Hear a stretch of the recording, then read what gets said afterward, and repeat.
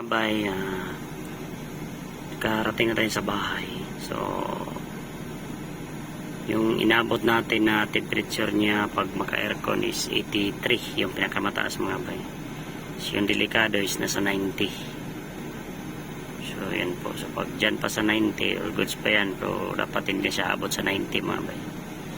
So, in-aircon ko siya. Tapos, alala ito. Para mas malakas yung buga niya ba. Tignan nyo nag-fog dito yung sa aircon. So malamig talaga yung aircon dito mga bay. So yung tobil natin update. Yan po 246. So 6 bar din. So hindi siya gumagalaw. So 1,000 yung natubil natin. So tignan natin 10 liters. Tignan natin kung ilang weeks natin magagamit to. Gabi-gabi lang ito magagamit natin at saka yung pag-uulan lang ba na time. Yan lang. So yun na siguro ang ating update ni Cherry mga bay. So at least kampante na tayo. Kahit walang speedometer, walang problema yan. Kasi bibilan pa natin to ng bago. At saka yung cover dito mga bay, na-order na natin. So tayo. Ito mga bay, ang mahal pala nito isang set nito. 1,000 plus, putik. Tapos yun, nasira-sira na pala ito. Pero sira na talaga to mga bay. So ito na lang ang natira. Siguro hindi ko na to bilihan. Ito na lang yung tatanggalin ko. Tapos diskartehan ko na lang dito. Ayan lang para all goods mga bay. So yan siguro. So let's go. Yan mga bay. May problema konti si Cherry dito. Nagli-leak yung dito mga bay. So ayusin man natin to. Bakit nagli-leak to? Baka nagkasira-sira na to. So hindi natin ito pababayaan kasi pag pabayaan natin ito mga bay, siguradong nako, yung tubig umaawas na. Kaya tatanggalin muna natin mga bay. Yan, natanggalan natin. So wala talagang thermostat to. Walang thermostat. Tapos repair na pala to. So gawin natin dito, pahinangan natin to. Hinangan para maganda yung ano niya ba, yung lapat niya. Dito yung nilagay yung thermostat. So tanggal na yung lagayan ng thermostat. Kailangan natin to. Haganap tayo sa Valencia kung sino yung hahinang nito.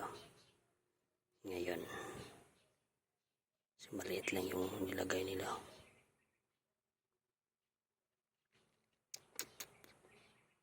So, yan mga bay. Let's go.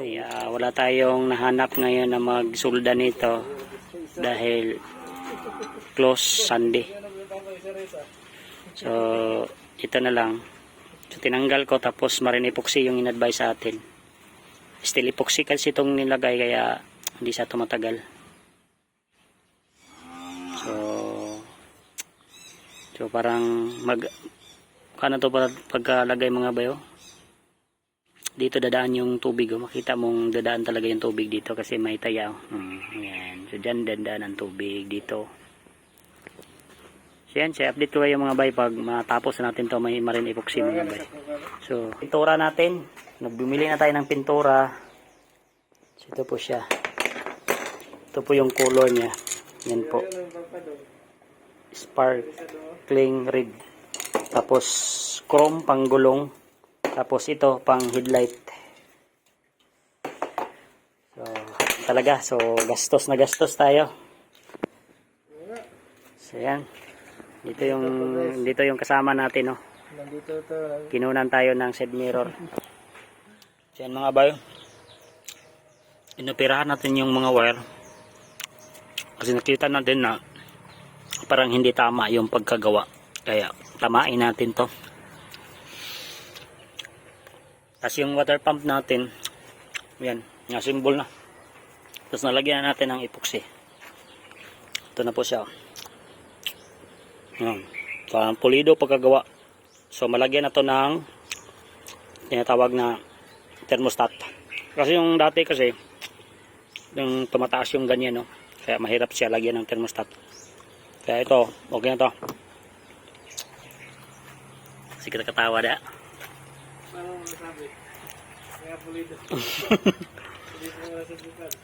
Tapos may nakita tayong wire dito na naputol na naman sa ilalim. Oh. Hindi ko alam kung bakit pinutol nila yan. So gusto ko ito na ma-arrange. May mga additional kasi na wire na ganito. Yung dalawa yung nakikita ko na. Ito, pang saan kaya to? Wala naman yung malalagyan yan. Ano ba talaga mga wire na nilagay nila dito? At ito, binilihan na natin to ng bago.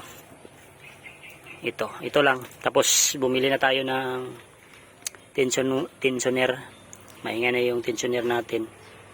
Tapos kasama na yung belt. Nagbili na rin tayo ng bagong belt dito sa compressor kasi gagana na yung aircon natin. Baka bibigayan kasi may mga biyak-biyak na. Kaya yan ang kadalasan magawa. So ito po yun, madumi yung ano natin. Tapos ito, linisan natin to. Palitan natin to ng tubig na tatawag nila na ano, yung distilled water. Hindi natin yan lagyan ng tubig sa gripo kasi magtataya yan.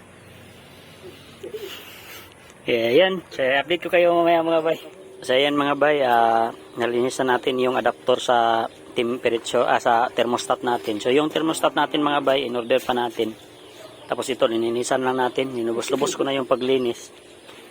Pero dito mga bay, hindi natin malinisan yung dito. Gusto ko sanang linisan. But ito yung mga wire. Babalik natin to, pero parang malabo na to mabalik mga bay kasi yung kasama natin dito, putik, parang nahubog na tayo. Delikado, butas pala dito. Dito pala pumasok yung mainit mga bayo. Putak. Buti na lang nakikita ko. Lagyan natin to ng ano. Uy. Pagtarong mo da, basig makulatahan na mo ron.